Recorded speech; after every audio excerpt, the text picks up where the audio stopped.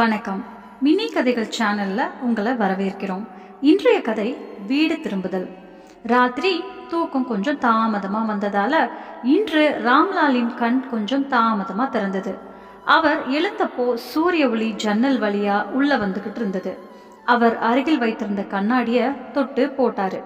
கடிகாரத்தை பார்த்தாரு. 9 மணிக்கு தான் நெருங்குதுன்னு பார்த்தாரு. அட, தாமதமாச்சு, அவங்க வரப்போறாங்கன்னு மனசுக்குள்ள புலம்பிக்கிட்டாரு. ராம்லால் வாக்கிங் ஸ்டிக் எடுத்துக்கொண்டு அறையிலிருந்து வெளியே வந்தார். அவர் மகன் ராகவ் அங்க அமர்ந்து காலை உணவு சாப்பிட்டுக்கிட்டு இருந்தான். அவரு கூடவே அமர்ந்தாரு. சுனிதா, மருமகளே, எனக்கும் டீ போடு என்றார் ராம்லால். அங்க உள்ள நின்றிருந்த சுனிதா மனசுக்குள்ள கோபத்தோட புலம்பிக்கிட்டா. எழுந்ததும் உடனே ஆணைகள் கொடுக்க ஆரம்பிச்சிட்டாங்க.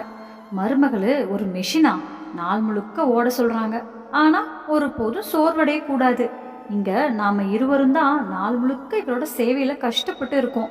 மறுபக்கம் அண்ணன் அண்ணி எந்த பொறுப்பும் இல்லாம வாழ்க்கைய ரசிச்சுக்கிட்டு இருக்காங்க. எனக்கு தோணுது, வாழ்நாள் முழுக்க இவரோட சேவையிலேயே போயிடும் போலன்னு. அப்பவே டோர் பெல் அடிச்சது. அந்த நேரத்துல யார் இருக்கான்னு காலை உணவு முடிச்சு எழுந்த ராகவ் சொன்னான். முன்னாடி வக்கீல் சார் நின்று இருந்தாரு. கருப்பு நிற ஃபைலு கையில. ராம்லால் குளிர்ந்த குரல் எல்லாம் சொன்னாரு. மகனே, நான் தான் இவரை அழைத்தேன், உயில் எழுதணும்னு. திடீர்னு வீட்டுல ஒரு வித்தியாசமான அமைதி நிலவியது. சுனிதா அங்க சமையலறையில டீ தயாரிச்சுக்கிட்டு இருந்தா. அவளுக்கு ஒரு அதிர்ச்சி. காது நிமிர்ந்து கண்கள் விரிந்தது. உயிலா?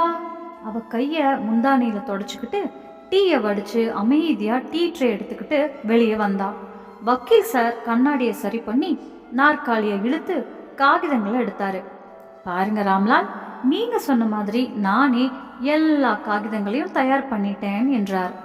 சொன்னதும் அவரு அதிகாரப்பூர்வ குரலில் வாசிக்க ஆரம்பித்தாரு. நான் ராம்லால், கோபால்தாஸின் மகன். என் முழு சொத்தையும் 2 பிளாட், வீடு, வயல்கள், வங்கியில் இருக்கும் பணம் என் 2 மகன்கள் அமித், ராகவ் இருவருக்கும் சமமாக பகிர்ந்து கொடுக்கிறேன். இதை கேட்டதும் சுனிதாவின் மூச்சு தடைப்பட்ட மாதிரி இருந்தது. அவள் டீ ட்ரேய மேசை மீது சத்தமா வைத்தாள். சத்தம் ஏற்பட்டது. ஆனா சத்தத்தோட மட்டும் இல்லாம அவளோட கோபமும் வெளிப்பட்டது. சுனிதாவின் குரல் மெதுவா இருந்தாலும் உள்ளிருந்து எரிச்சலோடு இருந்தது. அப்பா, இத்தனை ஆண்டுகளா நாங்க தான் உங்களுக்கு சேவை பண்ணிட்டு இருக்கோம். உங்க ஒவ்வொரு தேவையும் நான் கவனிக்கிறேன். ராகவு நாளிரவு வியர்த்து வேலை செய்யறான். ஆனா அமித் அண்ணன், அவன் உங்க நிலையை கூட கேட்கவே இல்லை. அப்படி இருக்க சமமா பகிர்வது எந்த நீதி? ராம்லாலின் சோர்வான கண்களில ஒரு தயக்கம், ஒரு பலவீனம் தெரிந்தது. மகளே, அமித் கூட என் மகன்தான். நான் இருவரிடமும் எப்படி வித்தியாசம் பார்க்க முடியும்? அவ 2 படி முன்னே வந்தாள்.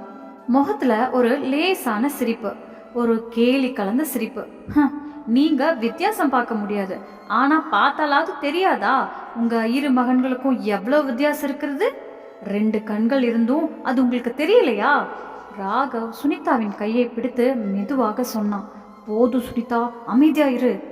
அப்பா சரி என்று நினைக்கிறது தான் செய்வாரு. ஆனா சுனிதாவின் முகத்துல அப்போ ஒரு அமைதி தெரிந்தது. அது ஒரு புயல் வரப்போவதற்கான எச்சரிக்கை போல இருந்தது. அவ எந்த வார்த்தையும் பேசாம சமையலறைக்குள்ள சென்றாள். அங்க உயில் காகிதங்களின் சலசலப்பு மட்டும் கேட்கப்பட்டது. மாலை நேரத்தில் ராம்லால் ஓய்வெடுத்து விட்டு அறையிலிருந்து வெளியே வந்தபோது வீடு முழுக்க அமைதியாக இருந்தது. அவ்வப்போது அவரின் இருமல் சத்தம் மட்டும் கேட்டது. அவர் கதவினை பார்த்து சத்தமாக அழைத்தார்.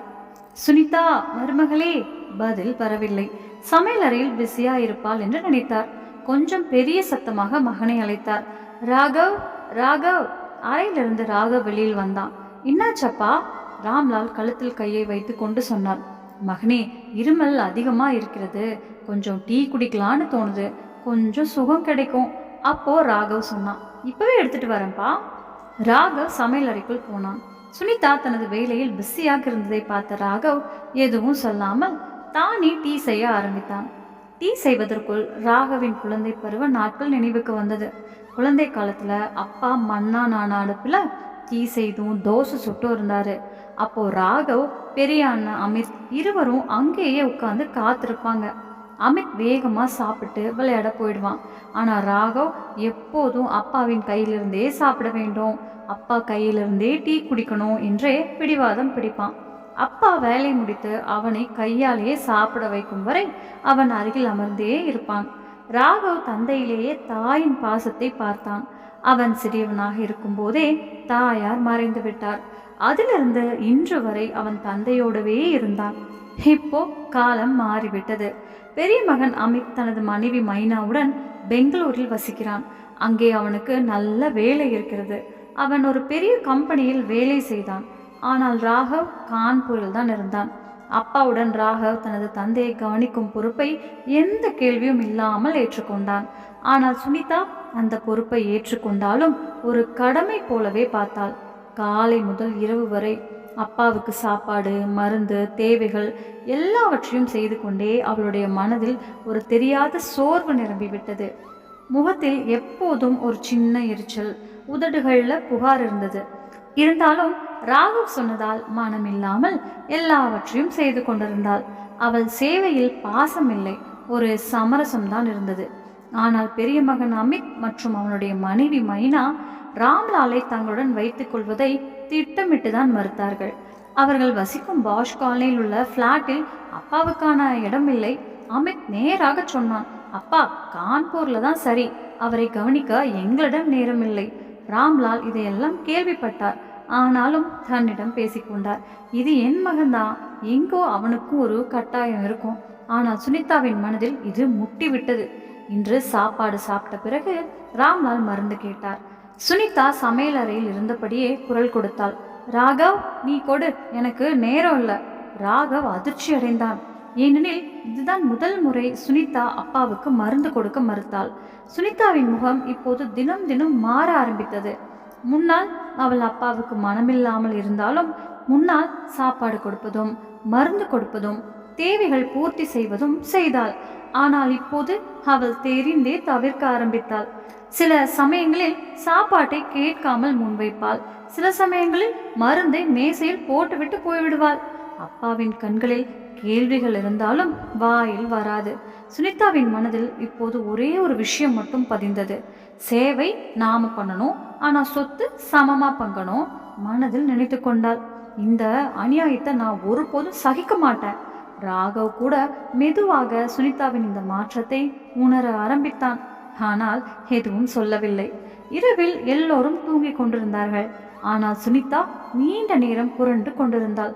அவளுடைய மனதில் ஒரு புதிய திட்டம் பிறந்துவிட்டது. வீட்டின் மற்றவர்கள் எல்லாரும் தூங்கிக் கொண்டிருந்தார்கள். அவர்கள் வீட்டில் வரப்போகும் புயலை அறியாமல் 2 நாட்கள் இவ்வாறே சென்றன. உயில் பற்றிய பேச்சுக்கு பிறகு சுனிதாவின் நடத்தை முழுமையாக மாறிவிட்டது. முன்னால் அவள் மனமில்லாமல் இருந்தாலும் ராம்லாலை கவனித்தாள்.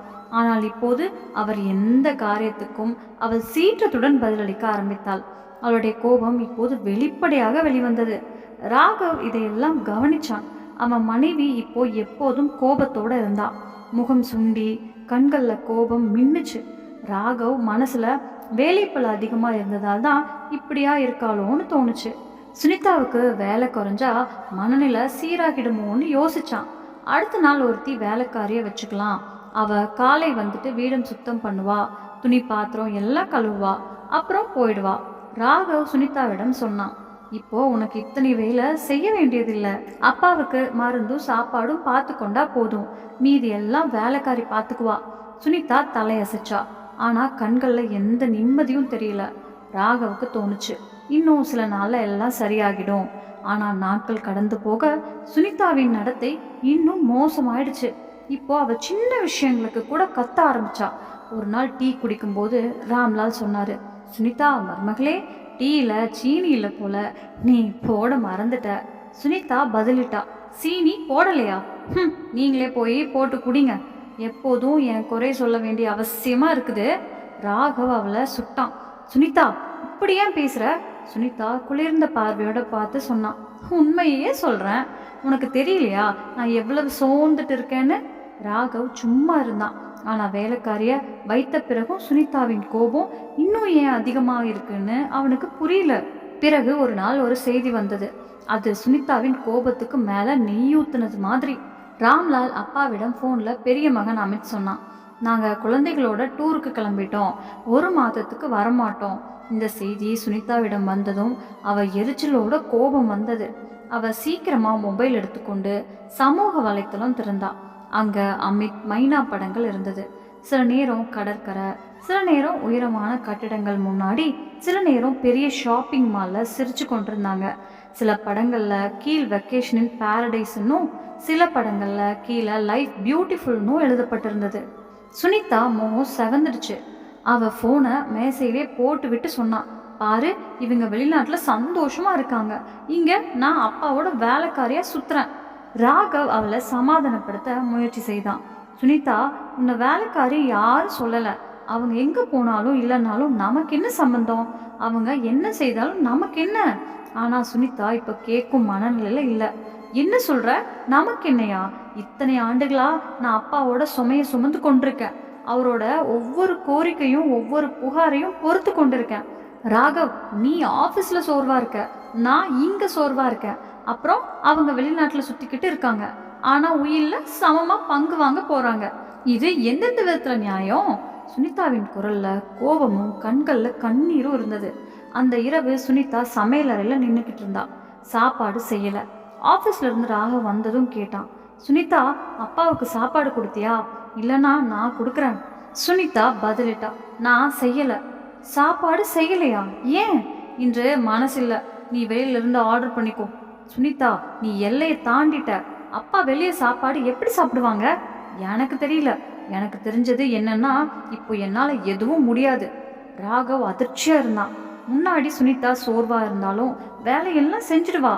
ஆனா இப்போ வேலை செய்யாம இருக்கதான் காரணம் தேடுற மாதிரி இருந்தது. ராகவ் தானே 2 ரொட்டியோட பாலையும் சேர்த்து அப்பாவுக்கு கொடுத்து மீதி சாப்பாட்டை வெளியில இருந்து ஆர்டர் பண்ணினான். ராம்லால் அப்பா அறையில படுத்திருந்தாரு. அவருக்கு இப்போ வரைக்கும் தெரியல உயில் தான் சுனிதாவின் மனசுக்குள்ள என்ன தீ மூட்டி விடுச்சுன்னு. இப்போ ராகவ் பார்த்தான். சுனிதாவின் முகத்துல 2 உணர்ச்சி தான் தெரிந்தது. பொறாம, வெறுப்பு. இது வேலை பழு காரணம் இல்லை, உள்ளுக்குள்ளேயே வந்து சேர்ந்த கசப்பு தான். வீடு சும்மா இருந்தது, ஆனா அந்த வீட்டுல ஒரு புயல் தயாராகிட்டு இருந்தது. இப்போ ராம்லால் அப்பா ஏதாவது சாப்பாடு கேட்டா சுனிதா செவிய மூடிக்கிட்டு அமர்ந்திருப்பா. பேரனை கூப்பிட்டாலும் தாத்தா பக்கத்துக்கு போகாதன்னு சொல்வா. சில நேரம் வேலைக்காரி சமையல் அறையில இருந்து பழம் எடுத்து வெட்டி கொடுத்துடுவா. சுனிதா அதை பார்த்ததும் கத்தி திட்டினா, இன்னும் ஒரு முறை இப்படி செய்த வேலைக்காரி வேலையை விட்டு போயிடணும். அதன் பிறகு வேலைக்காரி தன் வேலையை தான் பார்த்துக்கிட்டாங்க. அந்த நாள் மதியம் 3 மணிக்கு ராம்லால் அப்பா அறையிலிருந்து மெதுவா கூப்பிட்டாரு. மகளே, சாப்பாடு ஏதாவது இருந்தா கொடு. குரல்ல பலவீனமா இருந்தது. ஆனா சுனிதாவுக்கு அது இன்னொரு கோரிக்கையா தான் தோணுச்சு. அவ சமையல் அறையிலிருந்து முகம் சுழிச்சு வெளியே வந்தா. முகத்துல கோபம். இது சாப்பிட்ற நேரமா? 12 மணிக்கு பால் சாப்பிட்டீங்கல்ல, இப்போ மறுபடியும் ஏதாவது வேணுமா? நான் செஞ்ச காய்கறி எல்லாம் முடிஞ்சிடுச்சு. உங்களுக்கு சாப்பிட்றதுக்கு தவிர வேற வேலையே இல்லையா? இது வீடு, 24 மணி நேரம் உங்களுக்காக சாப்பாடு தயாரி கொண்டிருக்கும் ஹோட்டல் இல்லை. அமைதியா தூங்கிடுங்க. இன்னும் ஏதாவது சாப்பிடணும்னா ராம்லால் அப்பா ஏதாவது சொல்றதுக்கு முன்னாடியே சுனிதா கோபத்துல முகம் சுழிச்சு அவளோட ரூமுக்கு போயிட்டா.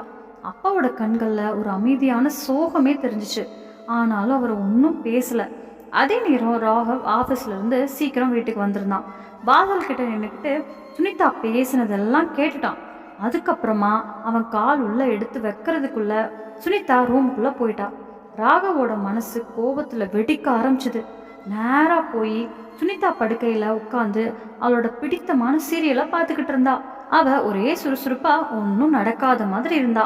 டிவி சத்தத்துக்குள்ளேயே ராகவோட குரல் கேட்டுச்சு. சுனிதா, இது என்ன பேச்சு அப்பாவோட? அவருக்கு வயசாகிடுச்சு, உடம்பும் சரியில்லை, இப்படி யாராவது பேசுவாங்களா? சுனிதா ரிமோட்டை வச்சுக்கிட்டு திருப்பி பார்த்தா. பேசுறேன், என்ன பண்றது? தினம் தினம் இவரோட சேவைக்கு தான் நாங்க நிக்கணும்.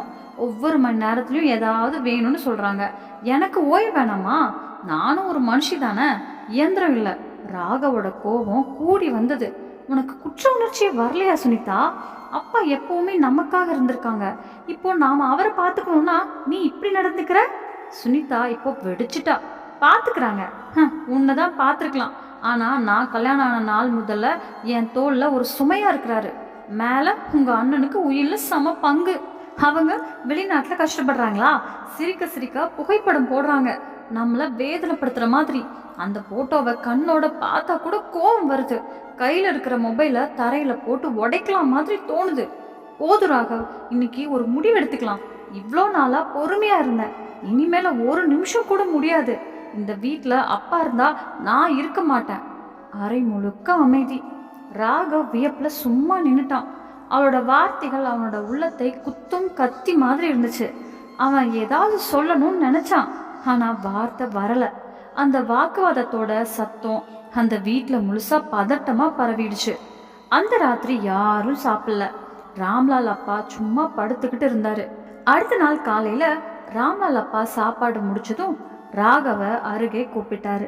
அவரோட குரல் நடுங்கின மாதிரி இருந்துச்சு. ராகவ், உன் அம்மா இல்லாம சின்ன வயசுல இருந்தே நானே உன்னை வளர்த்தேன். ஆனா இப்போ என் காரணமா உங்க இருவருக்குள்ள இடைவேளை வரக்கூடாதுன்னு எனக்கு தோணுது. வீட்டில் அமைதி இருக்கணும். அதனால நான் ஒரு முடிவுக்கு வந்திருக்கேன். நானே முதியோர் இல்லம் போறேன். ராகவ் அதை கேட்டு பயங்கர அதிர்ச்சியில, என்ன சொல்றீங்கப்பா? அது மாதிரி நான் நிச்சயமா அனுமதி கொடுக்க மாட்டேன்னு சொன்னான். ஆனா ராம்லால் அப்பா மெதுவா ஆனால் உறுதியா சொன்னாரு, இல்ல ராகவ், நீயும் சுனிதாவும் சந்தோஷமா இருக்கணும். நான் இங்க இருக்கிறதால சண்டை வேற அதிகமாக கூடாதுல்ல. நான் இந்த வீட்டுக்கு ஒரு சுமையா இருக்கக்கூடாதுன்னு நினைக்கிறேன். எனக்கு தெரியும் சுனிதா அதை உண்மையா சொன்னாலே. ராகவோட கண்ணில் நீர் வந்துச்சு. அவன் மெதுவா கேட்டான், நீங்க சொன்னா நான் அண்ணன் கிட்ட பேசலாம். அவரு வெளிநாட்டுல இருந்து வந்ததுக்கு பிறகு நான் உங்களை அழைத்து செல்றேன். வேண்டாம்ப்பா, நான் யாருக்கும் தொந்தரவா இருக்கக்கூடாது. சும்மா என்ன ஆசிரமத்துல விட்டுடுன்னு ராம்லால் அப்பா அவரோட கண்ணீரை மறைக்க முயற்சி செய்தாரு. அதே நேரம் சுனிதா பின்புறம் நின்றுக்கிட்டு எல்லாமே கவனமா கேட்டுக்கிட்டு இருந்தா. அவ ஒரு ஆணவமான அமைதியோட, ராகவ், அப்பா சொல்றது சரிதான். இனிமே என்னால முடியாது. நீ அவரை ஆசிரமத்துல விட்டுடு, எல்லாருக்குமே நல்லதுதான்னு சொன்னான். ராகவ் அவளோட முகத்தை பார்த்தான். இப்போ அந்த முகத்துல தளர்ச்சி இல்லை, கண்ணில் துயரம் இல்லை, ஆனா ஒரு கடினமான உறுதி மட்டும் தெரிந்தது. அந்த முகம் நிம்மதியோட இருந்தாலும் ராகவ் மனசு சுமையா இருந்துச்சு. ஒரு பக்கம் அவனோட பிறப்பு காரணமான அப்பா, இன்னொரு பக்கம் வாழ்நாள் முழுக்க வாழணும்னு நினைச்ச மனைவி. சரி என்னன்னு அவனுக்கே புரியல. வீட்டில் பதட்டத்தின் வீட்டுக்குள்ள பதட்டம் கட்டிட சுவர் மாதிரி உயர்ந்துக்கிட்டே போச்சு. மதிய நேரம் 3 மணிக்கு ராகவ் ராம்லால் அப்பாவோட ஒரு சின்ன பைய எடுத்தான். சுனிதா ராகவ் பக்கம் பார்க்கவே இல்லை. மெல்ல திரும்பி வேற பக்கம் பார்த்தா. வெளியே சாலை சத்தம் இல்லாத அமைதியோடு இருந்துச்சு. ராகவ் நிம்மதி இல்லாம அந்த பைய கையில பிடிச்சான். ஒரே ஒரு பார்வையா சுனிதாவை பார்த்தான். ஏதாவது அவ சொல்லுவாளோ நிறுத்துவாளோன்னு எதிர்பார்த்தான். ஆனா அவளோ எந்த உணர்ச்சியும் இல்லாம கண்ணோட நிம்மதியா இருந்தா. அவளுக்கு இது ஒரு சுமையிலிருந்து விடுதலை மாதிரி. ராம்லால் அப்பா சும்மா நின்றுக்கிட்டு இருந்தாரு. முகத்துல குறைச்சலும் இல்லை, கோபமும் இல்லை, வெறும் ஒரு துடிப்பில்லாத உணர்வோட நின்னாரு. முதியோர் இல்லத்துக்கு போற கார்ல ஏறும்போது ராம்லால் அப்பா சிரிப்போட சொன்னாரு, கவலைப்படாதவா, ஒவ்வொருத்தரும் அவரோட வாழ்க்கைய நிம்மதியா வாழணும். எனக்கு எதுக்கு யார் மேலும் குறைச்சல் கிடையாது. ராகவ் பேச முடியாம இருந்தான். காரு மெதுவா நகர்ந்தது. முதியோர் இல்லம் கதவுக்கு வந்த உடனே ராகவ் மனசு உடைஞ்சது. அவன் காரை நிறுத்தி கொஞ்ச நேரம் அப்படியே அமைதியா இருந்தான். ராம்லால் அப்பா மெதுவா சொன்னாரு, வாப்பா, தாமதம் பண்ணாத. ராகவ் கண்ணில் நீர், ஆனாலும் அவன் வெளியே வரவில்லை. அவன் கார்லேருந்து இறங்கினான். அப்பாவோட பையை எடுத்து உள்ளே போனான். தேவையான ஆவணங்கள் எல்லாம் பூர்த்தி பண்ணி போகிறதுக்கு முன்னாடி அப்பாவோட காலை தொட்டான். சந்தோஷமா இருப்பா, அப்பா ஆசீர்வதிச்சாரு. ஆனால் ராகவோட குரல் வெளியே வரவே இல்லை. அவன் ஒன்றும் சொல்லாமல் ஒரே மூச்சில் திரும்பி வெளியே வந்தான். காரு ஓடிச்சு. வாசலுக்கு வந்ததும் ராகவ் உள்ளே போயிட்டு ஸ்டேரிங் மீது தலையை சாய்ச்சான். உடனே உடம்பு முழுக்க கட்டுப்பாடு உடைஞ்ச மாதிரி கதறி அழ ஆரம்பிச்சான். அதுக்கு பிறகு ரொம்ப நேரம் கழிச்சு தான் வீடு வந்தான். கதவுக்கு அருகே சுனிதா நின்றுக்கிட்டு இருந்தா. முகத்தில் ஒரு புது சாந்தி மாதிரி தெரிஞ்சிச்சு. விட்டுட்டியான்னு சத்தம் இல்லாமல் கேட்டா. ராகவ் பதில் சொல்லவே இல்லை. அவன் நேராக ரூமுக்கு போய் படுக்கைக்கு போய் தலையை சாய்ச்சான். மேலேயே மாடியை பார்த்துக்கிட்டு மனசில் ஒரு வித்தியாசமான குழப்பம். அடுத்த நாள் ஞாயிறு. சுனிதா ரொம்ப நேரம் தூங்கிட்டு தான் எழுந்தா. அவளுக்கு இந்த காலை நேரம் சுகமானதாக இருந்தது. ஏனென்றால் அப்பாவுக்கு டீ போடணும் என்ற அவசரமே இல்லை. இன்று வீட்டில் எதுவும் சத்தம் இல்லை. அந்த அமைதியே சுகமாக இருந்தா. அதே நேரம் ராகவ் மட்டும் முழுசாக ராத்திரி முழிச்சுக்கிட்டே தான் இருந்தான். எதுவும் சொல்லாமல் வெளியே போயிட்டான். நேரம் கழிச்சுக்கிட்டு பூங்காவில் நடந்து கொண்டே இருந்தான். ஆனால் மனசு தாங்க முடியாத அளவுக்கு சுமையாக இருந்தது. சமீர் வீட்டுக்கு போயிடலாம் என்று யோசித்தான். சமீர் அவனோட பழைய கால சிநேகிதான். துக்கம் சந்தோஷம் எல்லாத்தையும் பகிர்ந்தவன். ஆனால் ராகவ் சமீர் வீட்டு கதவுக்கிட்ட வந்ததும் உள்ளே இருந்த கூச்சல் குரல்கள் கேட்டது. அவன் நடப்பதையே நிறுத்தினான். உங்கள் அம்மா மட்டும் எப்போவுமே சரியானவங்க தான் இல்லையா? உங்களுக்கு நான் தான் எப்பவும் தவறாக தெரியுதுன்னு சீமா சமீரோட மனைவி சத்தமாக சண்டை போடுறா. உடனே சமீர் இது என்ன மாதிரி பேசுகிறான்னு கேட்குறான். சீமா உடனே பதில் கொடுக்குறா. வேண்டாம், எனக்கு தெரியும். இப்போவே உங்கள் அம்மாவை ஊருக்கு போக சொல்லுங்க. இல்லைன்னா நானே என் பிள்ளைகளோட என் வீட்டுக்கு போயிடுறேன். ஒரு தடவை போனேன்னா திரும்பி வரமாட்டேன்.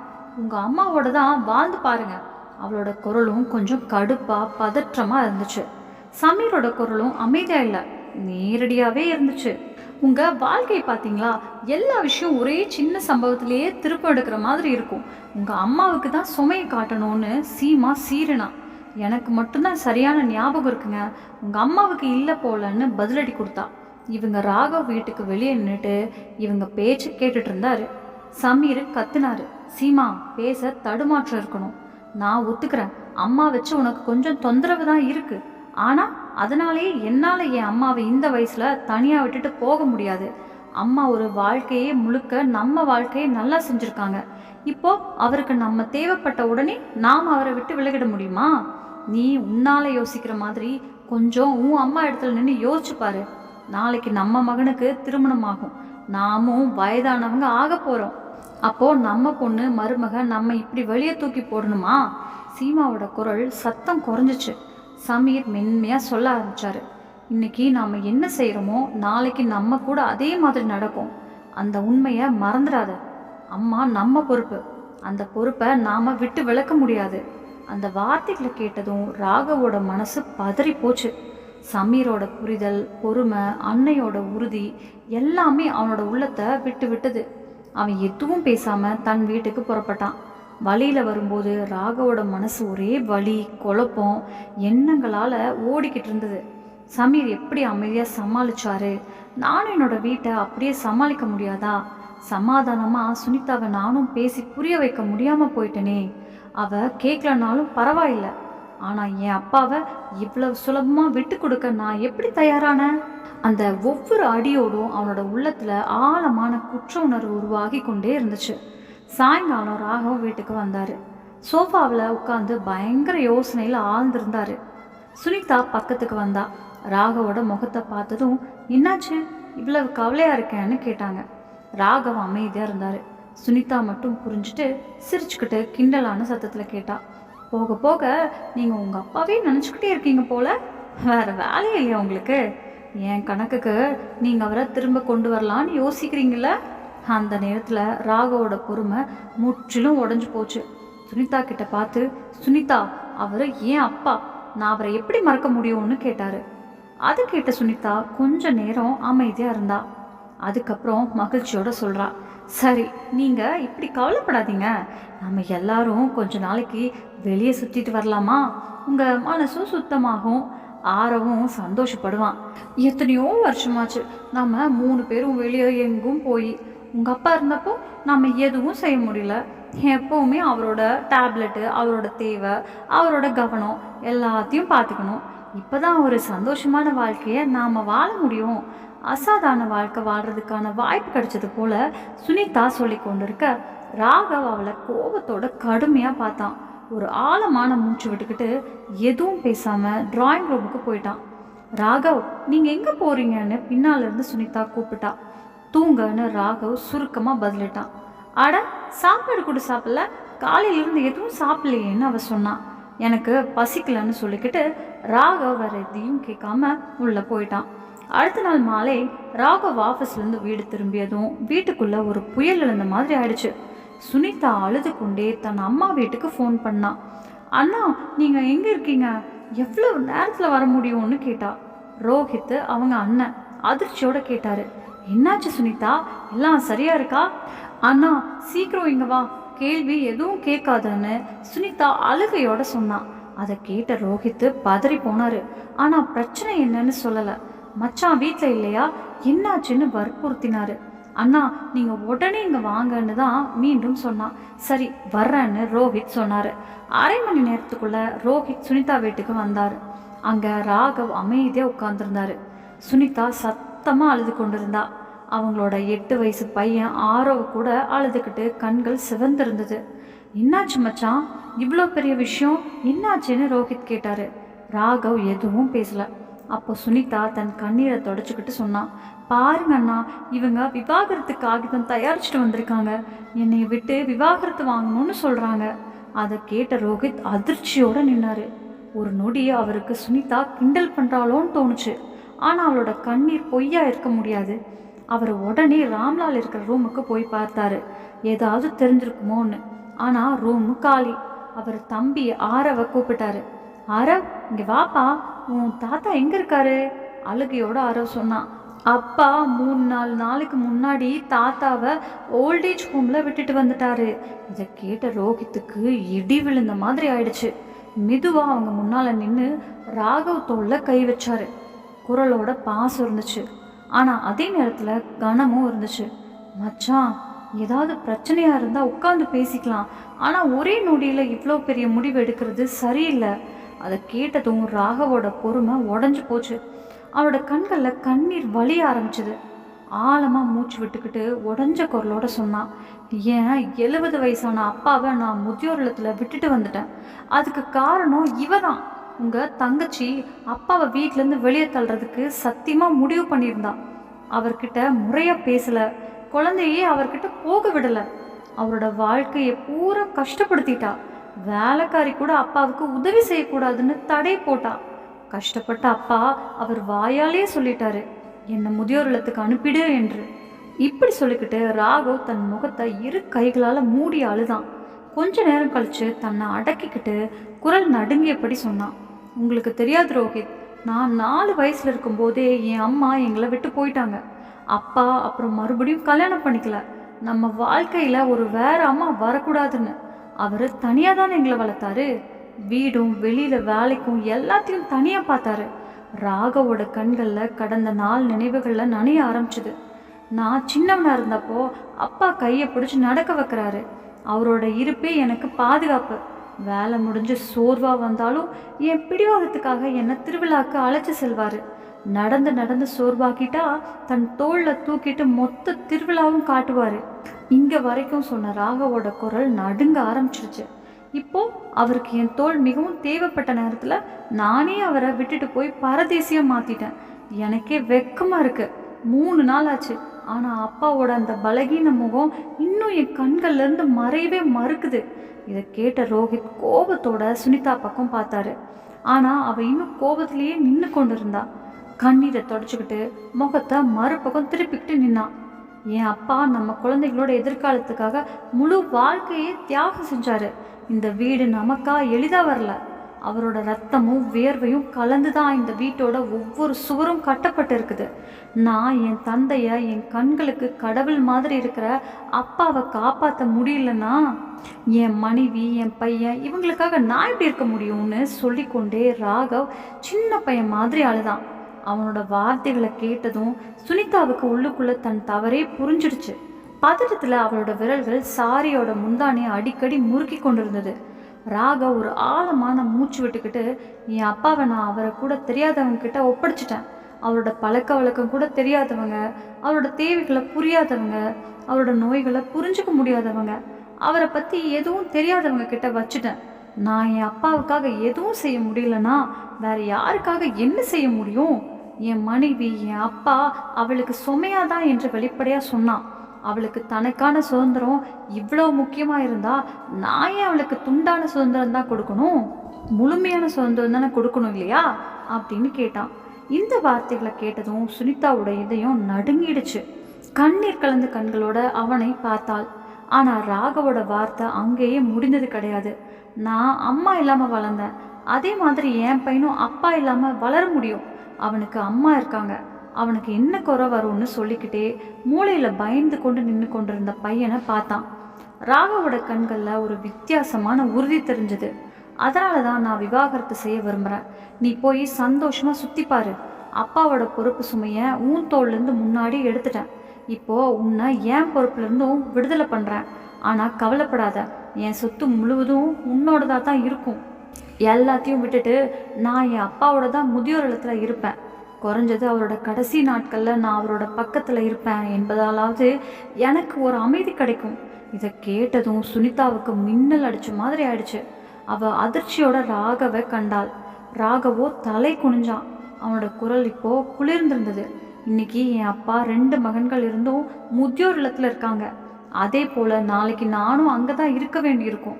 அப்போது ஏன் இப்போவே போய் பழகிக்க கூடாது? அப்புறம் வயசான பிறகு வீட்டில் உள்ளவங்களுக்கு என்னால் தொல்லை வரக்கூடாதுன்னு சொல்லிக்கிட்டான்.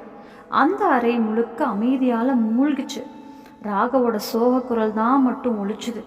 ரோஹித் தன் தங்கச்சி சுனிதாவை கவனமாக பார்த்தாரு. அவளோட முகத்தில் குழப்பம் இருந்தது. பிறகு ரோஹித் சொன்னார், சுனிதா, உன் யோசனை எனக்கே ஒரு உந்து சக்தியாக இருக்குது. இப்போது நானும் என் அம்மாவை முதியோர் இல்லத்துக்கு அனுப்பிடுறேன். அதை கேட்ட சுனிதா குலுங்கி போனா. யாரோ திடீர்னு முகத்தில் அரைஞ்ச மாதிரி அவள் அதிர்ச்சி அடைஞ்சா. என்ன பேசுறீங்க அண்ணான்னு குலுங்கிய குரலோட கேட்டா. ஆமாம் சுனிதா, நான் சரியாக தான் பேசுகிறேன். நம்ம அம்மாவும் இப்போ வயசானவங்க.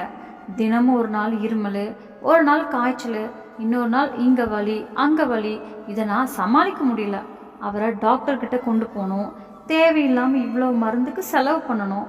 இந்த எல்லா கவனிப்பும் எனக்கே சலிப்பை ஏற்படுத்திடுச்சு. அதனாலேயே நானும் என் வாழ்க்கையை சுலபமாக்கிக்கலான்னு யோசிக்கிறேன். உன்னை போலவே சுனிதா. சுனிதா அமைதியாக அவனை பார்த்துக்கிட்டு இருந்தா. என்ன, நான் செய்கிறது சரிதானே சுனிதான்னு ரோஹித்தோட குரல் திடீர்னு கடுமையாக மாறுச்சு. இல்லைண்ணா, இப்படி செய்யாதீங்க, என்னை இன்னும் அவமானப்படுத்தாதீங்கன்னு சொல்லிக்கிட்டே சுனிதா சோகமாக அழ ஆரம்பிச்சா. நீ உன் மாமனாருக்காக இதையே செஞ்சப்போ உனக்கு குற்ற உணர்வு ஏன் வரல?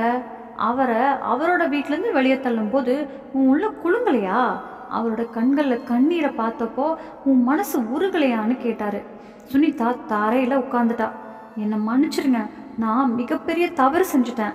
நான் என்னையே மட்டும் நினச்சேன். ஆனால் நான் எவ்வளோ பெரிய பாவம் செய்ய போகிறேன்னு புரிஞ்சுக்கலன்னு அழுதுபடியே ராகவ் கிட்ட மன்னிப்பு கேட்டா. சுனிதா பேசுகிறத விட அதிகமாக அழுதுகிட்டே இருந்தா. ராகவ் அவளை நோக்கி பார்த்தான். சுனிதா முகம் இப்போ மனக்கவலையால் நிரம்பி இருந்தது. அவளோட கண்களில் பச்சாதாபம் மட்டுமே தெரிஞ்சுது.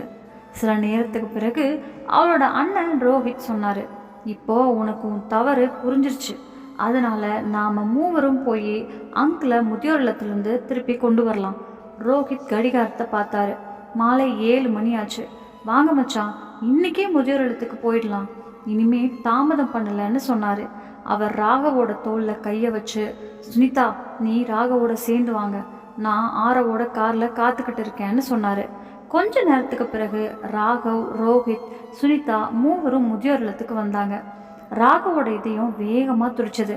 அங்கே போக தைரியம் இருந்துச்சு. ஆனால் அப்பாவை சந்திக்கிற தைரியம் அவனுக்கே இல்லை. முதியோர் இல்லம் முழுக்க சோகத்தால் சூழப்பட்டிருந்தது. எல்லா பக்கமும் அமைதி, எடைக்கடை இருமல், சும்மா கிடப்பவர்களோட சத்தம் மட்டும் கேட்டுச்சு. ஒரு மூலையில் சில மூதாட்டிகளும் மூதர்களும் அமைதியாக உட்கார்ந்துருந்தாங்க. யாரோ ஜன்னல் வெளியே தூரமாக பார்வையை விட்டு யோசனையில் மூழ்கி இருந்தாங்க. யாரோ தங்கள் உதவியற்ற கண்ணீரை தொடச்சிக்கிட்டு இருந்தாங்க. இந்த சூழ்நிலை ரோஹித்துக்கும் சுனிதாவுக்கும் இன்னும் கனமான சுமையாக கொடுத்துச்சு. சார், நான் ராகவ், ராம்லால் அவரோட மகன். சொல்ல முடியுமா அப்பா எங்கே இருக்காங்கன்னு மெதுவாக பணியாளர்கிட்ட கேட்டார். ஆமாம் சார், அவங்க மாடி படிக்கட்டில் உட்காந்துருக்காங்கன்னு ஊழியர் சொன்னார். அவங்க மாடி படிக்கட்டுக்கு போன உடனே ஒரு மூதர் பேசுகிறத கேட்டாங்க. அவர் வேற யாரும் இல்லை, ராகவோட அப்பா ராம்லால் தான். அண்ணா, எனக்கு ஒரு மகன் கூட இல்லை, அதனாலே இங்கே வர வேண்டிய ஆயிடுச்சு. ஆனால் உங்கள் கதை கேட்டப்போ மனசு நொறுங்கிருச்சு. உங்கள் மருமக உங்களை வீட்டிலேருந்து வெளியே தள்ளிட்டாங்க. 2 மகன்கள் இருந்தும் நீங்கள் முதியோர் இல்லத்தில் இருக்க வேண்டிய நிலைமையா? என்ன ஒரு கொடிய பொண்ணு உங்கள் மருமக, தன் வீட்டோட பெரியவரை வீதிக்கு தள்ளிட்டாளே.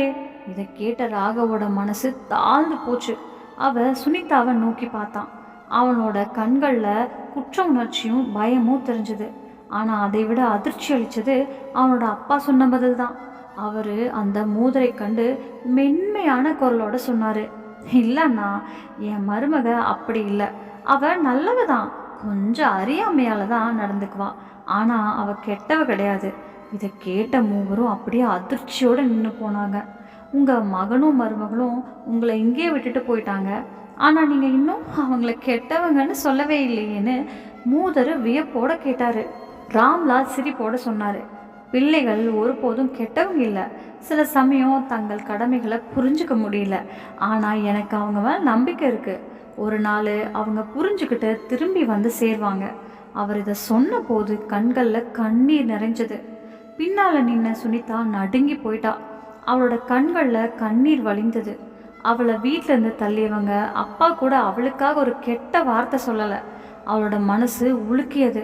அவள் உடனே விரைவாக முன்னே போய் அப்பா காலடியில் விழுந்து அழுதா. அப்பா, என்னை மன்னிச்சிடுங்க, நான் பெரிய தவறு செஞ்சிட்டேன். ராம்லால் திடுக்கிட்டாரு. உடனே அவளை எழுப்ப முயற்சிச்சாரு. அடப்பில்லை, இப்படி செய்யாத. மருமகளும் மகளும் காலடியில் விழக்கூடாது. ஆனால் சுனிதா எழுங்கவே இல்லை. அவள் சோகத்தோடு அழுதுகிட்டே இருந்தா. நான் ரொம்ப சுயநலமாக இருந்துட்டேன்ப்பா. என் சந்தோஷத்துக்கு முன்னாடி உங்கள் துக்கத்தை பார்க்கவே இல்லை. நீங்கள் தான் எங்கள் குடும்பத்தோட அடித்தளம். ஆனால் உங்களை தான் வீட்டிலேருந்து வெளியே தள்ளுறதுக்கு பிடிவாதப்பட்டுட்டேன். மன்னிச்சிடுங்கப்பா. அவளோட கண்ணீர் தரையில் சொட்டிக்கிட்டே இருந்தது. என்னை மன்னிச்சிடுங்கப்பான்னு தொடர்ந்து சொல்லிக்கிட்டு இருந்தா. இதை பார்த்த ராகவ் கூட தன்னை கண்ணீரை அடக்க முடியல. அவனும் அப்பா காடியில் குனிஞ்சு, அப்பா, நானும் குற்றவாளி தான். என் மனைவியோட பிடிவாதத்துக்கு முன் தலை குனிஞ்சு உங்களை அவமானப்படுத்திட்டேன். எனக்கு ரொம்ப வெக்கமாக இருக்குன்னு சொன்னான். சுனிதாவோட அண்ணன் ரோஹித்தும் ராம்லால் முன்னாடி கைகளை கூப்பிட்டு நின்னாரு. இனிமேல் சுனிதா உங்கள் மருமகளா இல்லை, உங்கள் பெண்ணா மாத்திரமே இருப்பா. உங்கள் தேவைகள் எல்லாத்தையும் அவளே பார்த்துக்குவா. இதுக்கான வாக்குறுதியை நான் தரேன். வாங்கப்பா, இப்போ உங்களை வீட்டுக்கு கூப்பிட்டு போக போகிறோம். உங்கள் வீடு நீங்கள் இல்லாமல் முழுமை இல்லாததுன்னு சொன்னார். அதை கேட்டதும் ராம்லால் கண்கள் நனைய ஆரம்பிச்சுது. ராகவ் சுனிதா இருவரின் தலையிலும் கையை வச்சு ஆசீர்வதிச்சாரு. அவங்கள தன் மார்போடு அணைத்தார். அங்கே நின்றிருந்த மற்ற மூதர்களின் கண்களும் கண்ணீரால் நனைய ஆரம்பிச்சுது. அதுக்கு பிறகு ராகவ் முதியோருள்ள மேனேஜர்கிட்ட, சார், நான் என் அப்பாவை வீட்டுக்கு திரும்ப கூட்டிகிட்டு போகிறேன்னு சொன்னான். அவனோட கண்களில் ஒரு வித்தியாசமான பதட்டம் தெரிஞ்சுது. மேனேஜர் அவனை நோக்கி பார்த்து ஒரு புன்னகையோட தலையசைச்சாரு. அவனோட முடிவுக்கு ஒப்புதல் கொடுத்தாரு. ராகவ் ராம்லாலையும் அழைத்து ஆஃபீஸில் காகித வேலைகளுக்காக கூப்பிட்டாரு. ராம்லால் அமைதியாக மெதுவாக நடந்து கொண்டிருந்தார். ஆனால் முகத்தில் ஒரு சாந்தம் தெரிந்தது. வெளியே வறண்டாவில் ரோஹித் சுனிதாவை நோக்கி பார்த்து, இப்போ புரியுதா சுனிதா, உண்மையான சந்தோஷம் என்னன்னு கேட்டார். சுனிதாவோ கண்கள் தரையில் வச்சிருந்தா. உதடுகள் நடுங்கின. ஆனால் பதில் சொல்ல தைரியம் இல்லை. ரோஹித் ஒரு ஆழமான மூச்சு விட்டுட்டு, சுனிதா, பெற்றோர்கள் எப்போதுமே பெற்றோர்கள் தான். நம்ம பெற்றோராக இருந்தாலும் மச்சானோட பெற்றோராக இருந்தாலும் அவங்க உயிரோடு இருக்கும்போது தள்ளி விட்டுடாத. அவங்க தான் நம்ம சக்தி. அவங்க விட்டுட்டு பிரிஞ்சுட்டா நம்ம குடும்பம் உடஞ்சி போயிடும். அவங்களோட கண்களில் கண்ணீர் வர செஞ்சால் அந்த கண்ணீருக்கு நாம் பல பிரிவுகளுக்கும் விலை கொடுக்கணும். நம்ம பெற்றோர்கள் சோகமாக இருந்தால் எதுவும் எங்கே இருந்தாலும் நம்மளுக்கு அமைதி இருக்காது. உண்மையான அமைதி பெற்றோர்களோட சாயலில் தான் இருக்கும்னு சொன்னார். சுனிதாவோட குரல் அடங்கி நின்றுச்சு. நடுங்கிற கைகளால் ரோஹித்தோட கையை பிடிச்சிட்டு அழ ஆரம்பிச்சா. அண்ணா, இன்னைக்கு என் கண்கள் திறந்துருச்சு. இனிமே உங்களுக்கு என் காரணமாக எந்த அவமானமும் வராது. நான் என் கடமையிலிருந்து ஒருபோதும் பின்வாங்க மாட்டேன்னு சொன்னான். அவளோட குரலில் ஒரு உறுதி இருந்தது. குடும்பத்தை எப்போதும் ஒன்றா வச்சுருக்கணுன்ற உறுதி. அதற்குள்ள ராகவ் ராம்லால் ஆஃபீஸ்லேருந்து வெளியே வந்தாங்க. ராம்லால் முகத்தில் ஒளி தெரிஞ்சது. கண்களில் சந்தோஷ கண்ணீர் இருந்தது. அவங்க வெளியே வந்த உடனே முதியோர் இல்லத்தில் இருந்த மற்ற மூதர்கள் தங்கள் தங்கள் அறைகள்லேருந்து வெளியே வந்தாங்க. யாரோ ஒரு மூதர் தடியை தாங்கிக்கிட்டு வந்தார். யாரோ சுவரை தாங்கிக்கிட்டு வந்தாங்க. ஆனால் எல்லோரோட கண்கள்லையும் சொல்லப்படாத ஒரு நம்பிக்கை ஒரு ஒளிர ஆரம்பிச்சுது. அப்பா, வாங்க போகலான்னு ராகவ் சொன்னான். ராமலோட கையை பிடிச்சிக்கிட்டான். அவங்க மெதுவாக முதியோர் இல்லத்தில் கதவுக்கு நடந்துச்சு. பின்னால் நின்றிருந்த மூதர்கள் எல்லாரும் விழியோடு பார்த்துக்கிட்டு இருந்தாங்க. ஒரு மூதாதி அம்மா கண்களில் கண்ணீர் வழிய ஆரம்பிச்சுது. நடுங்கிற கைகளால் சேலை முந்தானியை பிடிச்சிக்கிட்டு கண்ணீரை தொடச்சி கொண்டே உள்ளுக்குள்ளே நனைஞ்சு கொண்டிருந்தாங்க. என் வாழ்க்கையிலையும் இப்படிப்பட்ட நாள் வந்தால் நல்லா இருக்கும். என் பையனும் என் கையை பிடிச்சிக்கிட்டு என்னை கூட்டிகிட்டு போனால் என்ன சுகம். மற்றொரு மூதர் தடியை தரையில் ஒத்திக்கிட்டு முன்னே வந்தார். பலவீனமான குரலோடு சொன்னார், ராம்லால், நீங்கள் ரொம்ப அதிர்ஷ்டசாலி. உங்கள் பிள்ளைகள் உங்களை கூட்டிக்கிட்டு வந்திருக்காங்க. என் பிள்ளைகள் என்ன மறந்துட்டாங்க, நான் உயிரோடு இருக்கேன்னு கூட மறந்துட்டாங்க. அவரோட குரல்ல இருந்த அந்த ஆதரவற்ற தனிமை யாரையும் அழ வச்சு விட்டது. அங்கே நின்றிருந்த யாராலும் கண்ணீரை அடக்க முடியல. ராம்லால் கூட நனைந்த கண்களோட அவரை அணைத்தார். பிறகு எல்லாரிடமும் விடை பெற்றுக்கிட்டு கதவு வரை வந்தார். வெளியில் கார் நின்றுட்டு இருந்தது. அவங்க காரில் ஏறினார்கள். ராம்லால் கடைசியாக பின்பக்கம் திரும்பி பார்த்தாரு. கார் மெதுவாக முன்னோக்கி போய் கொண்டிருந்தது. ஆனால் ராம்லால் பார்வை இன்னும் பின்புறம்தான்.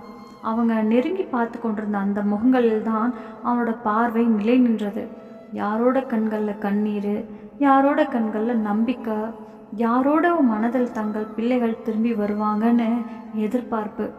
அப்படித்தான் கதை முடிஞ்சுது. அப்போது தோழர்களே, உங்களுக்கு என்ன தோணுது? ராகவ் எடுத்த அந்த கடைசி முடிவு சரியா? நீங்கள் ராகவோட இடத்துல இருந்தீங்கன்னா என்ன முடிவு எடுத்திருப்பீங்க? உங்கள் கருத்துக்களை சொல்லுங்கள். கதையை கடைசி வரை கேட்டதற்கு நன்றி. சுபம். நம்ம சேனல்ல பிடிச்சிச்சுன்னா லைக் பண்ணுங்க, ஷேர் பண்ணுங்க,